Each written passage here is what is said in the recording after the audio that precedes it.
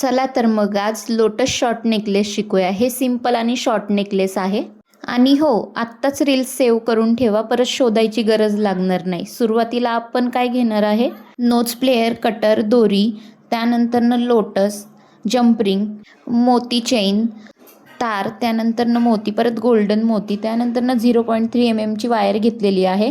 त्या तारेमध्ये लोटसला टाकलेलं आहे। त्यानंतरनं आपल्याला राऊंड करून घ्यायचं आहे।